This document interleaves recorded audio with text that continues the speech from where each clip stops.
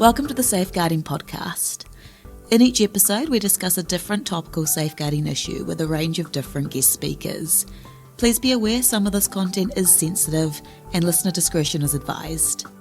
In this episode, we speak to Vikkey Chaffe about her experience as a safeguarding lead and what inspired her to create the safeguarding community.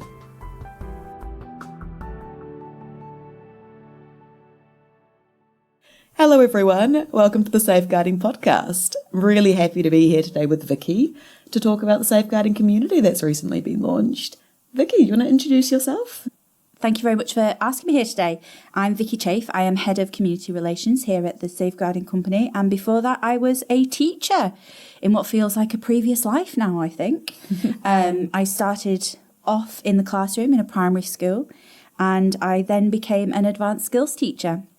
So for a couple of days of the week, I was working for the local authority and I was supporting schools that were struggling and they needed help with certain things and coming out of categories. And I loved it. It was absolutely fantastic. You got to work with lots of different people that you wouldn't necessarily work with because it was all over the authority. It wasn't just in your cluster. And although you were going in to sort out specific issues, you actually found out that they had some really, really positive strategies and practices going on in their school. And what was really important was to be able to share all these great things that were happening. And then, like everything, really, the funding got cut and I wasn't able to do that role anymore. But it was still really important that we had a place to share all these good practices. So I created a community called Primary School Leaders. And it was a community for anybody in education, in primary education specifically, of any level as well, because that was really important, that it wasn't just available for senior leaders, but leaders of every level, because it takes more than senior leadership to run a school. I was an assistant head teacher and became DSL, and I loved being a DSL. I was incredibly passionate about it, and I started working with charities on their provisions for education. So I worked with some charities with the prevent duty, and I worked with other charities with their CSE programs or child sexual exploitation programs. And it became very clear to me that there are some very, very passionate people out there that take this role incredibly seriously. But it is an incredibly lonely role as well, because you're bound by confidentiality. You're dealing with harrowing and challenging cases at all times. You're dealing with very upset families, and it's all on you. And there's no really anywhere for you to go, especially if you're in a small primary school or just a small school in general and you're the only DSL and there's nobody for you to talk to. And that really stuck with me. So I have worked very hard to try and find a way of being able to support those people. That's honestly amazing. And I think having you with us and knowing your background as a DSL, I know that launching the safeguarding community has come from a really good place where you really understand the struggles and, like you say, the loneliness of being a DSL. And I guess, like you said, the community to connect with, it's not just for safeguarding leads, but everyone involved in safeguarding. Can you tell us a little bit more about the platform that's been chosen and why you picked this over any of the other social platforms that currently exist, like Facebook or LinkedIn? Absolutely. I mean, social media has its place in the world, but it also has its challenges. And one of the things that you can't do as a DSL or a safeguarding lead if you're out of education is put yourself, your organisation or your family at risk, which means that you can't talk about it with anybody at all, whether it's at home or anybody within the organisation that isn't also related to safeguarding. So there had to be a place for our safeguarding leads to go that was safe. We don't have control over the social media sites that are freely accessible to everybody. We don't have any of the terms of reference. We don't create the terms of use. We have no control over how their data's stored or used or interpreted. So if we wanted to create a place for our safeguarding leads, and anybody really who's involved in safeguarding, Safeguardians, exactly, basically. exactly, safeguardians, for our safeguardians to have a place where they could communicate with each other, it had to be on a place that was safe, that we had control over, that we could build from the ground upwards. And the whole community has been built with its users in mind, because every single part of the community has had hours upon hours of thought gone into it, even to the colour scheme. I understand that when our members go to the community, they will be feeling quite emotional. Mm-hmm. It can be for any number of reasons. I remember a specific time when I was a DSL and I was dealing with a case and a child and a family who had fled from domestic abuse, and they had no money, they had no clothes, and I was going around charity shops at the weekend to try and find things for them, and I was trying to get hold of uniforms for them and school shoes. And I remember how emotional I was at that time, because you are so invested, and your whole purpose is to try and support these families. It's not just a 9-to-5 job, is it? You take it home with you. You don't stop thinking about it. It's always present in your mind. Always. You can't just switch it off. It's not like you can leave the office and leave those problems there. Yeah, like just turn your emails off and forget about it. Yeah. It just doesn't work like that. You're constantly worried about these children and their families. And I really could have done with somebody there that I could have just asked for help and support. I didn't know which charities I could go to.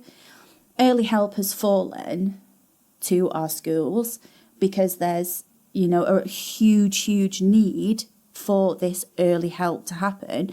But you'll come across cases that you've never come across before. So I guess every case is unique, isn't it? Absolutely. Yeah. And you don't know where to go to ask for support, because there are so many wonderful charities out there that can help. So actually having a place that you could ask these questions and get the help was really important. And it had to be accessible when you needed it the most. Just about to say that, accessibility. I think we forget how lucky we can be to just access a place where all the information you need is in one location, and you don't have to Google places to go for domestic abuse or to help with mental health and well-being. So yeah, I think the accessibility definitely plays a massive part in ensuring that safeguarding leads and everyone involved in safeguarding is taken care of and supported. Absolutely. And, it was also really important that after we'd chosen the platform, we had the admins trained around it, so that we actually have our site moderated by administrators from 9 o'clock in the morning until 9 o'clock at night, 7 days a week. And the reason for that is to make sure that it is that safe place, that our safeguardians can feel that they can go somewhere and know that we're there to help and support and make sure that this place is a safe place. And that it's accessible, not between the hours of 9 and 5. Exactly, because that's not when you need support. Yeah. Because you can go to people within your organisation for support during office hours, so to speak. But it's when you're at home and you're trying to go to sleep and you just keep thinking about that parent that you know is going to come in the morning and ask for your help, and you just don't know where to go. Or that child that you know has been at somebody else's house over the weekend, another relative, and you know that when they come in, they're going to be really struggling. You need that help then. Exactly. And that support, not when you're at your organisation and dealing with it then and there. I guess it shows that we're thinking about safeguarders everywhere at all times of the day as well. And like you said, there's always support during the day when you're at work and there are other people to talk to, whether you're in a school or a sports organisation or a charity, even a church. But like you said, you're most vulnerable those late nights when you're trying to go to sleep and you just keep thinking about the details of the case. I wanted to ask you, you mentioned the safe space and issues with talking to people because of confidentiality what have we put in place at the community to allow people to be able to talk but maybe remain anonymous if the case material's sensitive and they can't go into details? Well, this was another reason why we had to make sure that the platform that we had encompassed our vision. And one of the important factors was that of confidentiality, because you might be dealing with detailed cases or sensitive or anything along those lines that you cannot talk about openly. So what we've done is we've created 3 rooms within the forum itself, within the community. And we've got the safeguarding staff room, which is for your general everyday kind of advice. What charity can I get in to support with? Like the staff room at work. Exactly.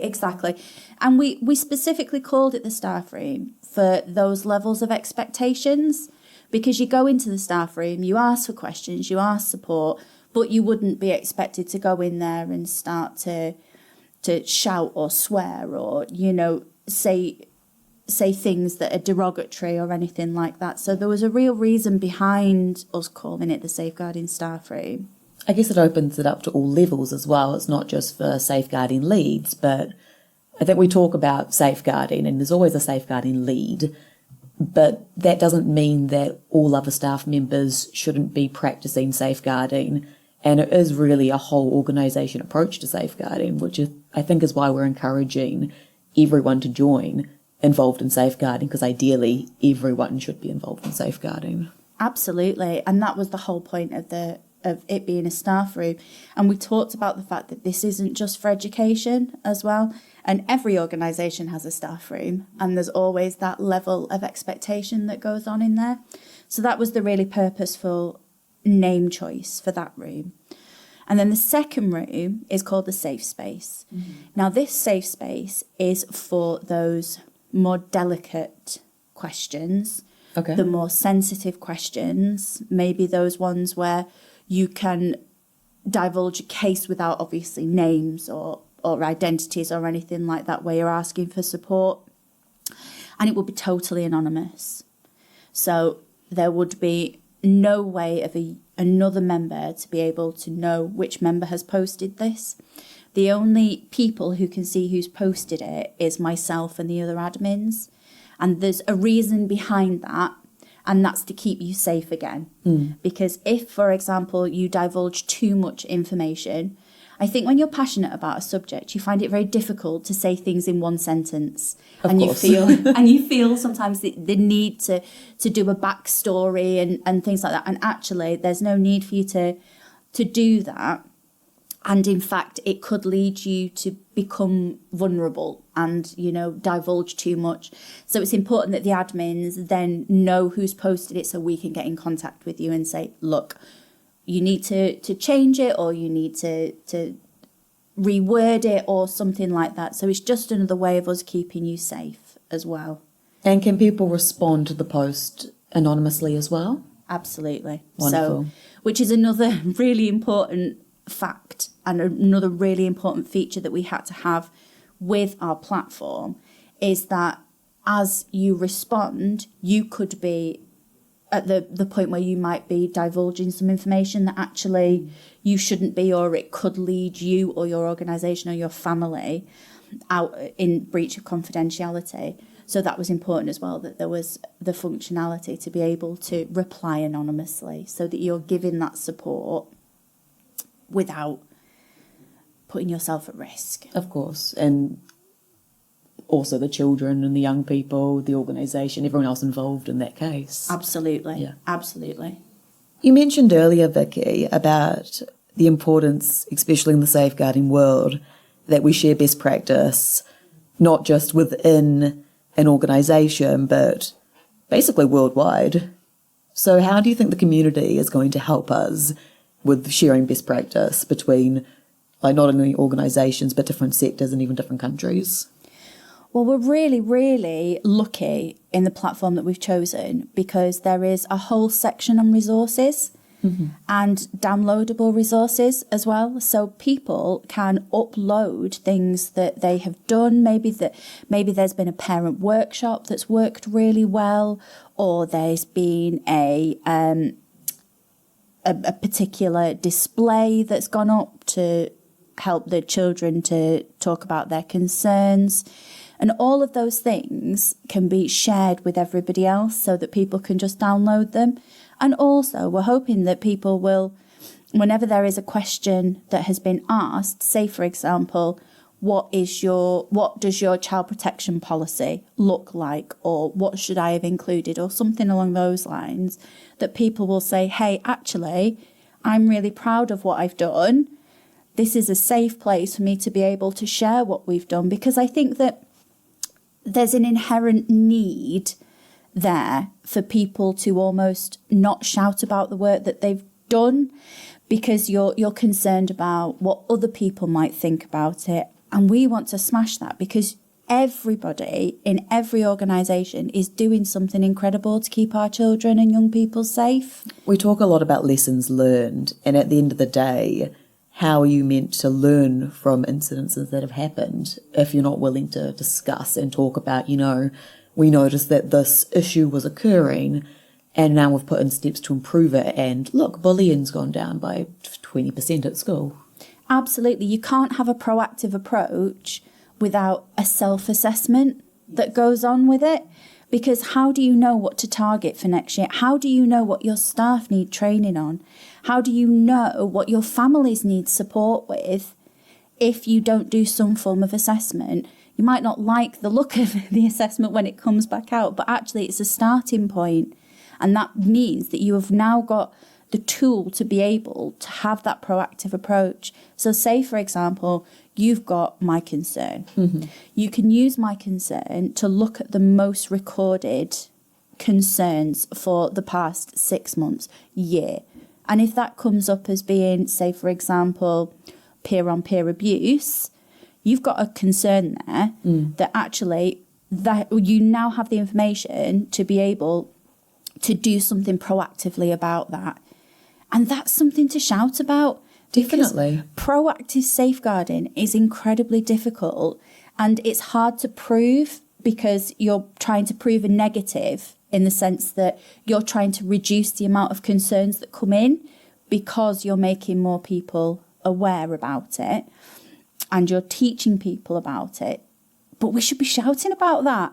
We should be saying, hey, we saw that there was an issue and this is what we've done to tackle it. It shows you being more proactive and you're not just reacting to the concerns as they pop up, but like you said, taking those steps to analyse what's been happening within your organisation to then prevent it from happening in the future, which I think a lot of organisations forget that. And it's, the bridge is broken, let's fix it. But if you maintained the bridge, it would never break and you wouldn't have to fix it.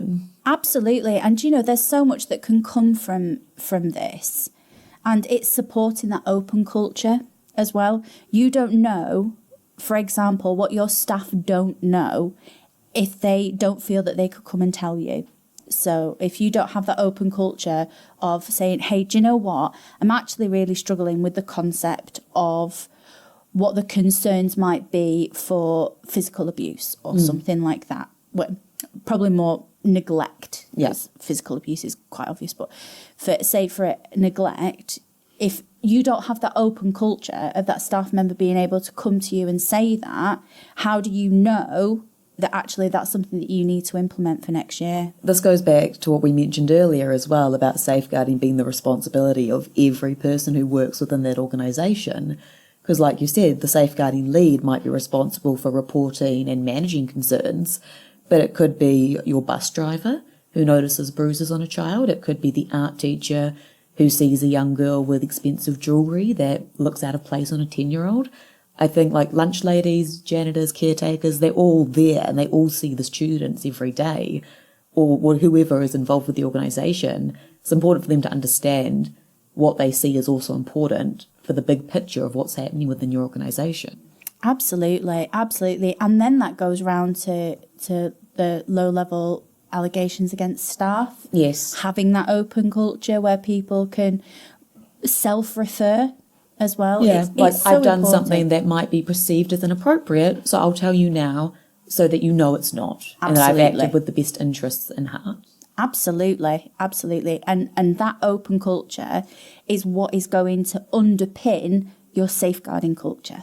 Do you think that open culture is also going to help with the mental health and well-being of staff? Because as you've said, it sounds lonely, at times overwhelming, and it must have quite a negative effect on your mental health when you're dealing with sometimes what are quite devastating issues.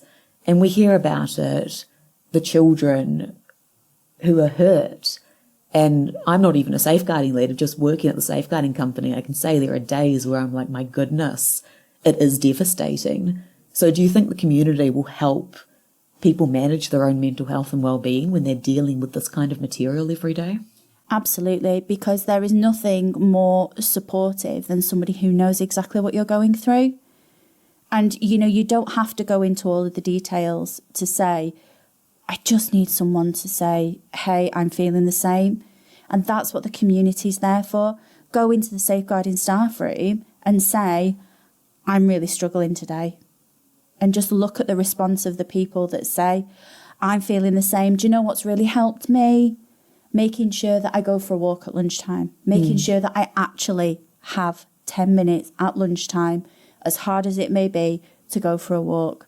Or to make sure that on a Saturday, I spend time with my family or my friends.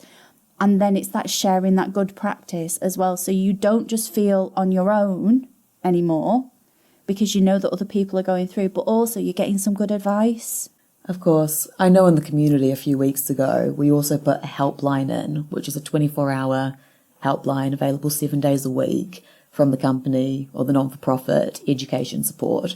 And they do amazing resources for mostly teachers, but the resources can apply to anyone who is struggling with their mental health. So we do try to put resources like that in where, if you're struggling, you need someone to talk to, those numbers are available as well. And, we've got lots of partners that are charities that we share those resources with you, mentally healthy schools we've got good partnerships with as well, and as you said, education support. So there's always going to be help there for anybody who needs it. I think it also shows that we're a community not just for individual people, but for other organisations to join as well and to share best practice, to share resources, and like you said, just to connect. Because I think especially in this day and age, we've just been through how many lockdowns, nearly 2 years of pandemic. I feel like a lot of people feel really isolated at the moment. So connectivity is so important. It really is. It's so, so important. It's okay to not be okay. And I think that that's really important. It's okay. I think that's a really nice place for us to finish this episode. So Vikkey, thank you so much for joining us today to talk about your experiences as well as why you thought the community was a good idea. And I really hope a lot of people are going to find it a really supportive environment if they're looking for resources, advice, or like you said, if they just need to talk to someone who understands how they feel. Thank you so much for inviting me here today to share with you all the whole reasoning behind the community and that it's here for anybody. So to access the community, you can go onto the safeguardingcompany.com website and you'll be able to find a link there to join the safeguarding community. It is a completely free registration. Like we said, we just want everyone to feel connected, supported, and like they're talking to people who really understand. Thank you for listening to the Safeguarding Podcast. For resources and more information about our safeguarding solutions, please visit thesafeguardingcompany.com.